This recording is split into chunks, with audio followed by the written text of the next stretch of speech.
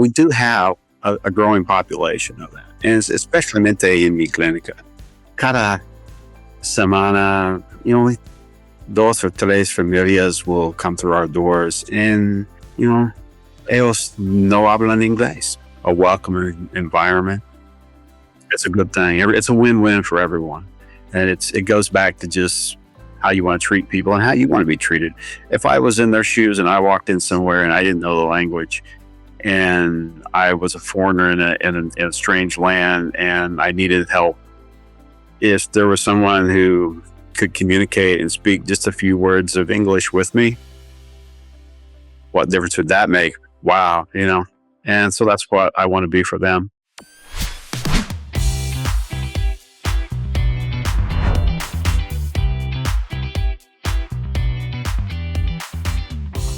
Hola todos, welcome to another episode of Conquering Spanish. I'm your host, Tania Roman, and I'm also the Student Success Manager at Spanish 55. Each episode, I sit down with one of our students and we talk about what their motivation for learning Spanish was, some of the challenges that they have encountered, and how they use Spanish in their everyday interactions. Today, I sat down with Joel Dermott, who is an administrator of a public health agency in Missouri. So he shared with me some insightful observations about how language is a way to connect through culture and how it opens doors even though you might not be physically traveling to that place. He also shared how Spanish has helped him fulfill his mission of service, and he told me a couple of stories that gave me goosebumps, and I'm sure you will get some as well when you listen to them. So he also gave us a couple of strategies on how to learn a language at a later stage in life. So enjoy this conversation. It was truly inspirational. Bienvenido a Conquering Spanish. ¿Cómo estás el día de hoy? Muy bien, muy bien. ¿Y tú? Estoy muy bien. El día de hoy está muy bonito el día. Había estado lloviendo en días anteriores, pero hoy está muy bien. Sí. Aquí hace calor y ¿Sí? mucho calor en esta parte del país. Pero es bien, es el verano. Es claro, es de esperarse. El verano es igual a calor, usualmente. Sí. Ajá. Oye, Joel, platícanos un poco de ti. ¿En qué parte de Estados Unidos vives? ¿Qué haces? Algo que nos quieras contar. Sí. Mi ama es Joel y yo vivo en Estados Unidos, en Missouri, el medio oeste, el centro del país. Mi hogar está en una rural parte del país y yo trabajo en un pequeño pueblo en una clínica de salud pública y yo soy un hombre viejo. Okay, ajá. I wouldn't say that, Joel, but no diría eso. Es bien. It is what it is, and that's okay. Okay, muy bien. Y en Missouri, en la ciudad donde vives, ¿qué te gusta hacer? Es muy tranquilo. Mi día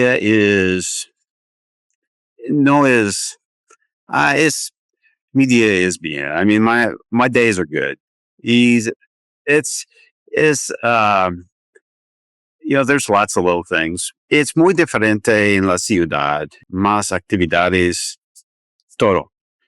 Pero en partes de rural es un diferente. But it's muy bien. Pardon me. It's what I'm used to. It's where I've always been. That's what I've grown up around. Yo vivo en la ciudad cuando yo un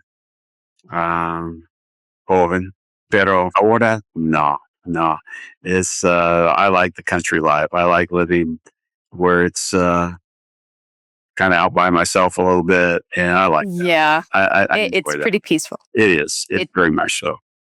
Okay. And so living in a rural part of Missouri in the middle of the United States, um, can you tell me a little bit about what Spanish has been like for you? Have you had many opportunities or has it just been recently? Yeah, no, honestly, um, cuando yo estudiante en la universidad, um, I had un poco español and I enjoyed them a lot. Me gusta mucho. It was just a lot of, I really did enjoy it. Pero, mi profe, siempre dice, well, to learn Spanish, you have to speak it and you've got to go further with it.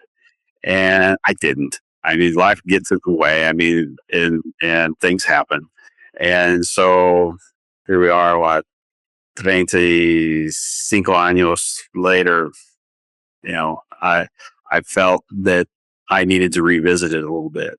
And even though in este parte del país, uh, we don't have, no es mucha gente de Mexico or something like that. We do have a growing population of that, and especially in mi clínica. I'd say uh, cada semana, dos or tres familias will come through our doors, and you know, ellos no hablan inglés. And so that was really kind of the part that led me into this journey a little bit. I knew that I wanted to connect with them. That's very important for me. I like people. I like to talk to people. And when they enter my facility, I want to make sure that they're comfortable where they are. And I don't know how you can do that if you can't communicate effectively with them and speak to them in their own language and in a way that they understand. And even though it's not very, I may not be very good at it, just being able to have a very, you know, just cordial little conversation. Uh, I can see on their faces, they relax and they have a better time and they're just not as nervous and they're more comfortable. And that's important to me. And that's what I want. That's what I want for everybody that comes in my facility, regardless of who they are or where they're from or what language they speak. I always want them to feel that this is a good place for them to be. And so that really was probably the motivation for it. And so even in this part of the country where I don't, you would think there's not a strong element of Spanish speaking people, there's more than what you realize. And we're on the corridor that where we live is a conduit to the rest of the nation. And so we have a lot of people that are in the process of spreading throughout our country. And sometimes they stop and they knock on our door and they need help. Mm-hmm. Right. So tell me, why it was this so important to you? I mean, I know that you want them to feel comfortable from what you just told me, Mhm. but what inside really said, even though we don't have large numbers of Spanish speaking people, for maybe the two or three that come by, this must be it. Yeah, I think it just is, again, it goes back to basic humanity. We've gotten so removed from that. And I am one of the, in the past, we can get by. Smartphones are fantastic and technology is wonderful. And there's so many apps and oftentimes they walk in with the phone in their hand and so a conversation happens without words being spoken. Everybody's reading a screen, but to me, a screen is not a relationship and it's not a way to really interact with someone effectively. And I want to go beyond that. And I feel very strongly about that. And I think that um, people are people, and that interaction is so so important. It's what we do in here. You know, our interaction with people is very, very important, regardless of any demographics. I just want people to feel very comfortable because it makes them want to come back, which is good for me. But it's also uh, we can more effectively deliver the services which they need if they're relaxed, if they're comfortable, if they feel safe, if they feel this is a welcoming environment. It's a good thing. It's a win-win for everyone, and it goes back to just how you want to treat people and how you want to be treated. If I was in their shoes and I walked in somewhere and I didn't know the language and I was a foreigner in a strange land and I needed help, if there was someone who could communicate and speak just a few words of English with me, what difference would that make? Wow, you know. And so that's what I want to be for them. That's wonderful. So tell me, when did you resume your Spanish learning journey? Oh goodness, has it been 2 años? I think. Yo creo que 2 años, somewhere in that range. Um, I think it's flown by. Honestly, it's been such an amazing experience that I couldn't tell you exactly when.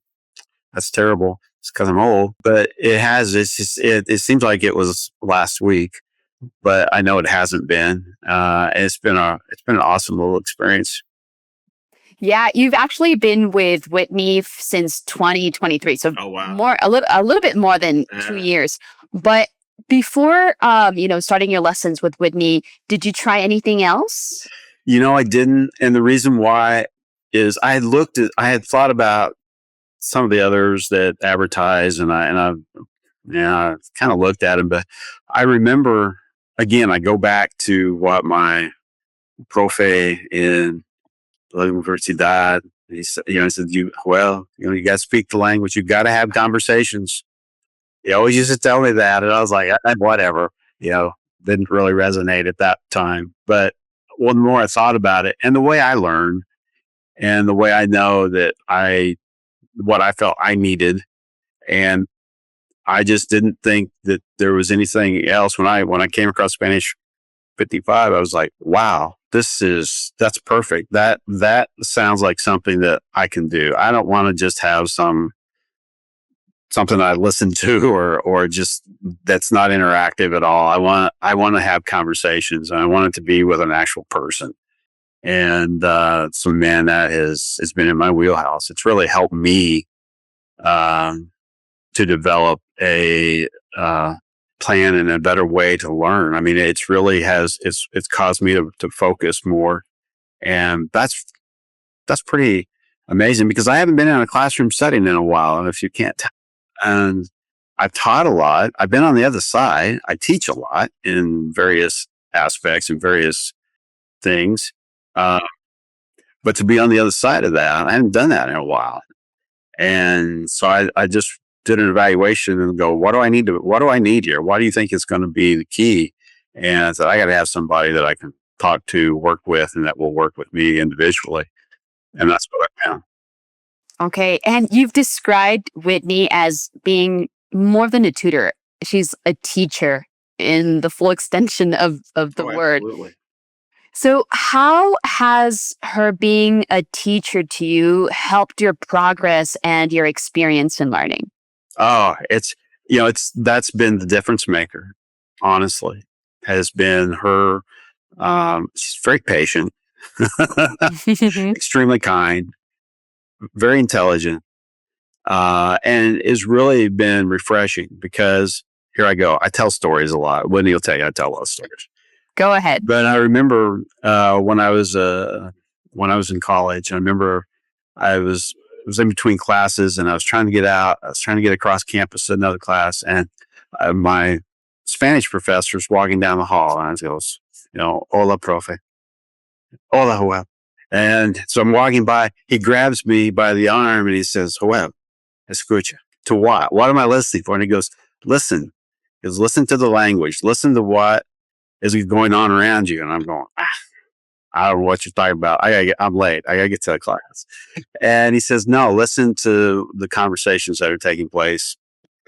And there was one kind of animated conversation taking place. And I'm not going to go into the details. I still remember it very well. I remember what was said.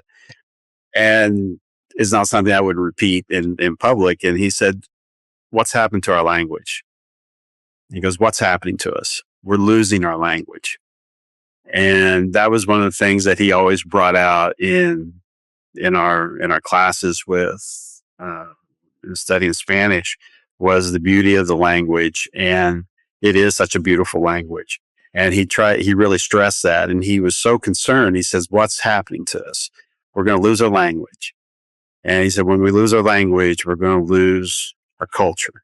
And then we're going to lose, we're going to lose our history. And then we're going to lose our people. And he goes, this is what's happening to us. This is 35 plus years ago.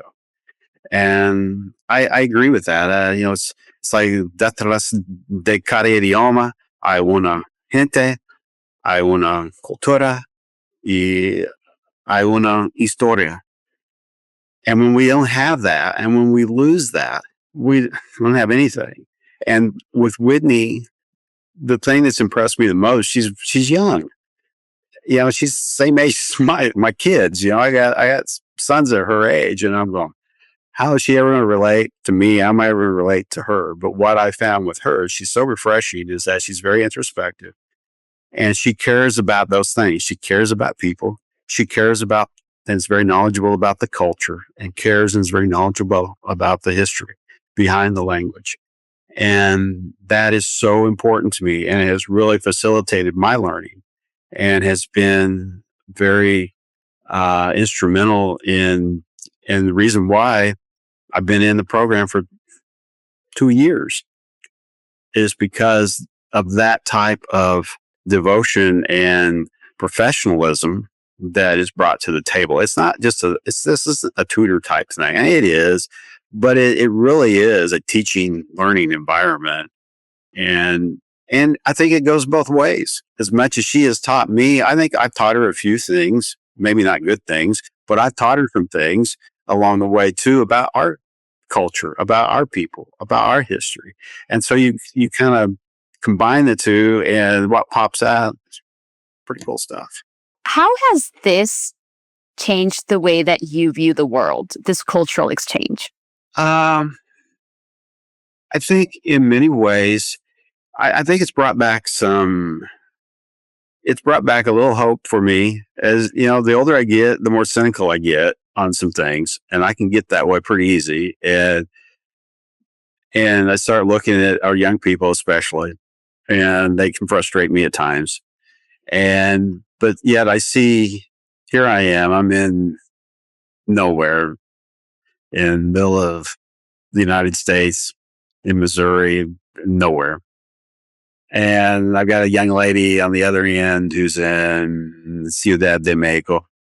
And you wouldn't think that there was any type of similarities, that there wouldn't be any kind of connection, or there wouldn't be any type of real relationship there. And yet, because of the language and the shared love of language and learning, and that learning environment and the give and take of a learning environment, you begin to see similarities, and you see things that you share in common, which is pretty awesome. She has a very strong relationship with her family. Family is very important to her.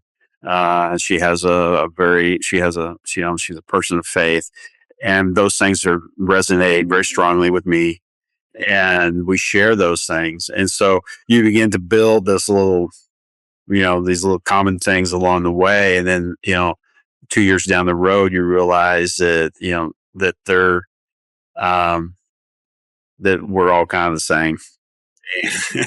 And it just is a pretty cool deal. It really is. It's something that I did not anticipate happening, but been so pleasantly surprised and pleased that it has. Besides your lessons in Spanish 55, a little bird told me that you have an 800-day Duolingo streak. Is that right? I don't know. Yeah, I think so. I'm not sure where it's at. I think it's somewhere in there. Yeah, it's one of my. It's a deal with me. I'm pretty competitive, and always have been, and so it gets personal.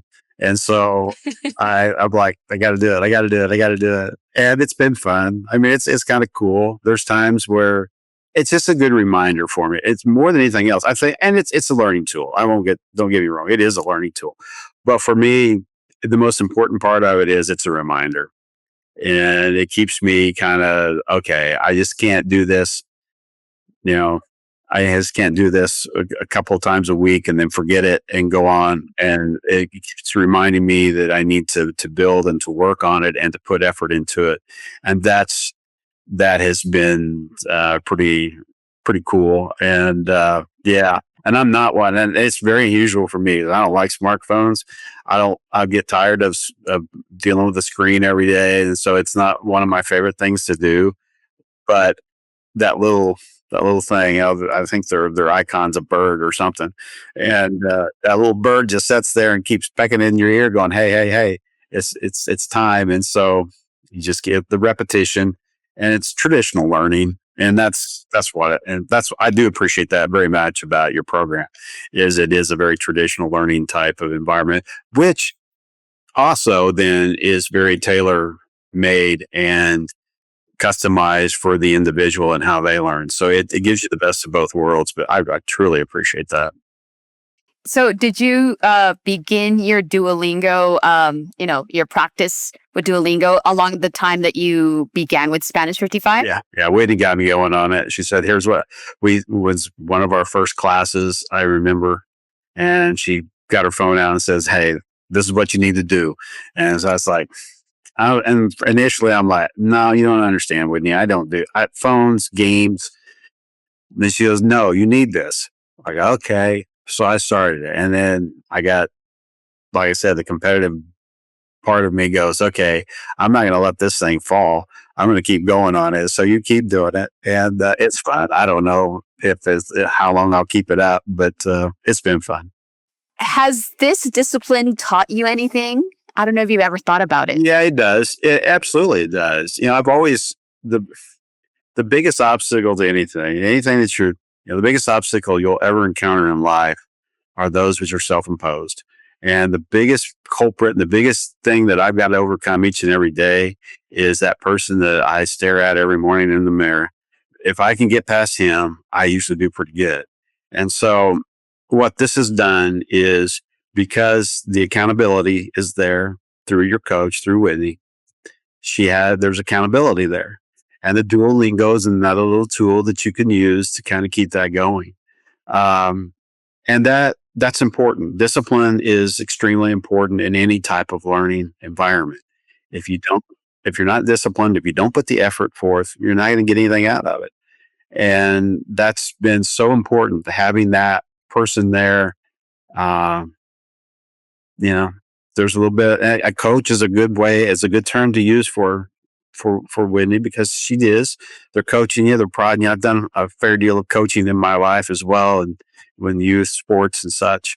And absolutely, you got to keep the pressure on it. You got to keep goading them along. You got to keep getting them moving. And that's been awesome. What have been some of the challenges you have faced on this journey? Because I hear you have a wonderful mindset. You're very disciplined, but I'd like to hear about, these rough patches. The rough patches for me, honestly, are, again, I think because of, and I don't say this facetiously, I am an older person. Okay. And so there are some issues that you have to overcome.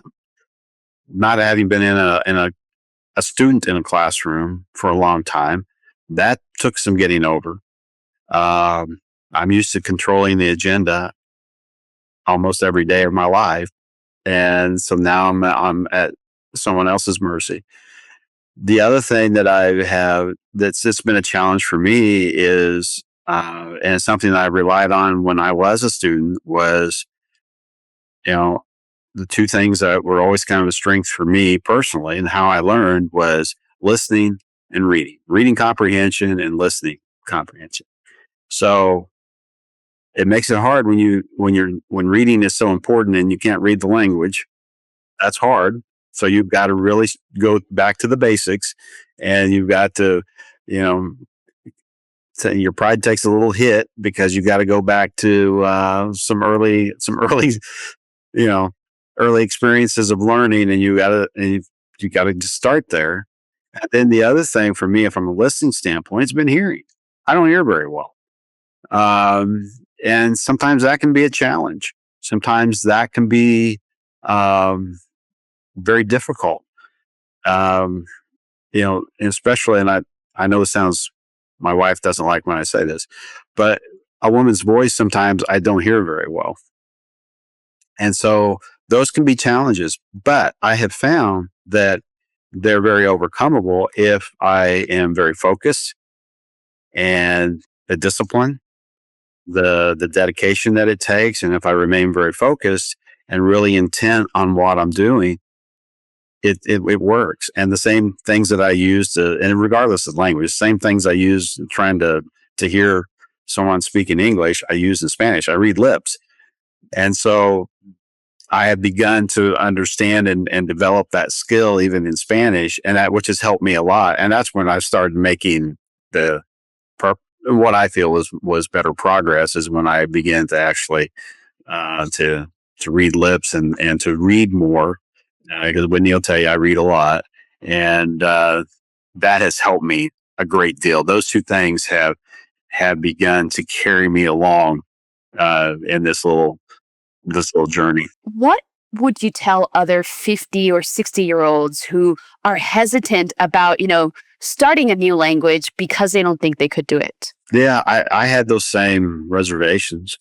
But I know where I wanted to get, and I know what I needed to do to get there.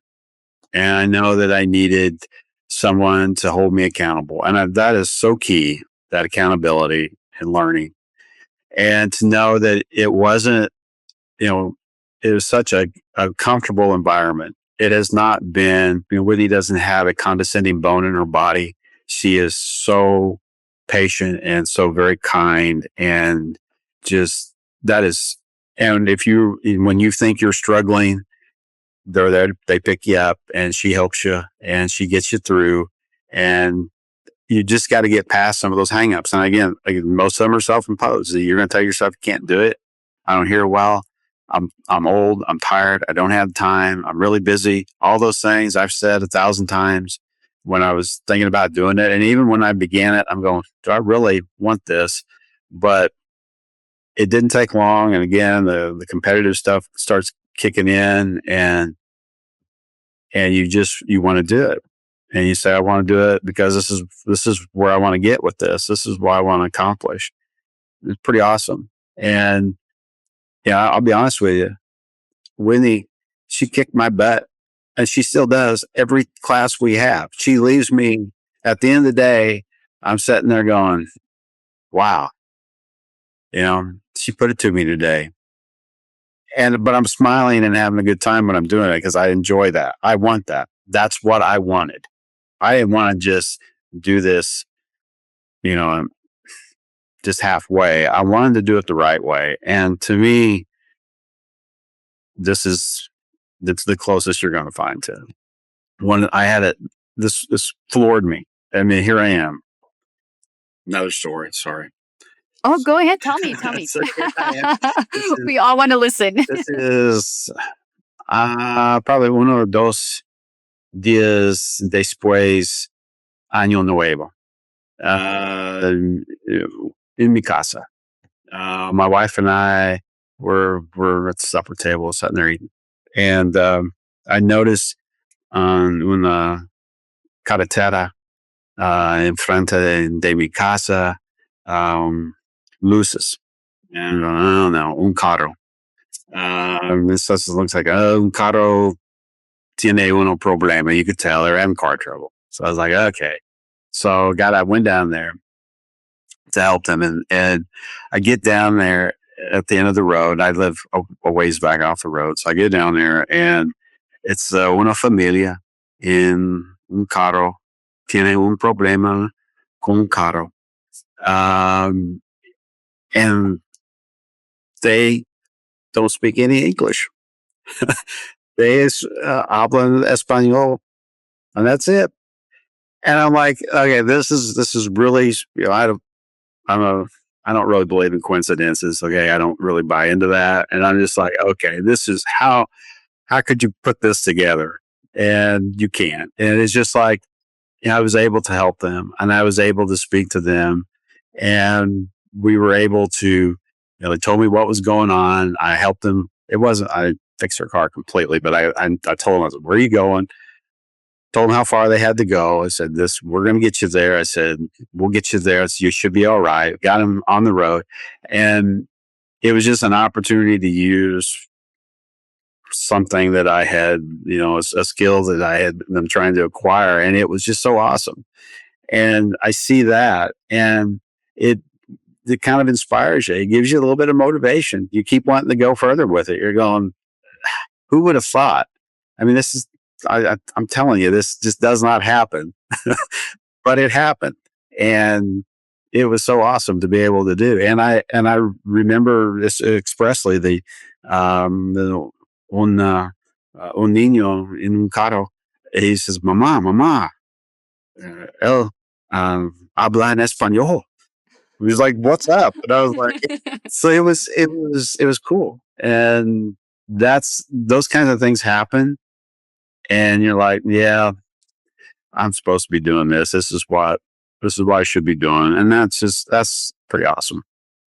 Wow, qué maravilla. Sentí la piel chinita. I got goosebumps hearing your story. Yo también. I'd like to ask you about what other things you do besides Duolingo. You mentioned you like to read in Spanish. Sí. Yo leo un Biblia, yo leo un artículos en periódicos, y yo veo películas en español. When I get it, because she has no idea the things that, because she's so much younger, but I like old Westerns. Those are my favorite. I grew up on them, and I still watch them. And so it's amazing how many of the Westerns I watched, a lot of them took place in the Southwest parts of, the United States. And there was always some cantina or vaqueros or comanchero. There was always somebody involved that spoke Spanish. And there was a lot of Spanish spoke in those movies. I never knew what it was. I didn't know what they said. So it's so much fun for me to sit there today and rewind. I watch movies over and over, the old ones. I like those. So I watch them again, and I go, and so when it gets to those parts, I'm like, oh, that's what they said. And it's a movie. It's been around for, 60, 70 years. And now I'm watching it again. I'm going, oh, that's what they were saying in that part. And it's a little thing, but it's kind of a cool thing for me. I have one last question for you, Joel. What does conquering Spanish mean to you? Good question. Conquering Spanish, I don't know that it means, I'd like to tell you it'd be fluency in the spoken word, in the written word. For me, though, conquering Spanish would be just being able to effectively communicate with someone who speaks Spanish in whatever situation you're in, even if it's just un poco. If you can just have a little bit of a connection, just ¿cómo estás? If you can just ask somebody how they are, if you can just have a little bit of that with another individual in another language, what more can you ask for? I mean, that to me is conquering Spanish. To me, it's getting out of your little comfort zone, stepping out, stepping across, and engaging someone in their culture, in their language, in their place, in their story. Yeah, that's conquering Spanish. Wonderful. So from what you've told me during this conversation, I can definitely say that you are conquering Spanish already. Thank you very much. I appreciate that. It's been a blessing. It's been a wonderful experience, and I could I would recommend it to anybody, regardless of age, regardless of background. If you want to learn another language, I don't know any other way of going about it than through Spanish 55. Wonderful. So do you want to give Coach Whitney a shout out? Oh, yeah. Whitney, I told her my disclaimer on this whole thing was I said, I don't want to embarrass you.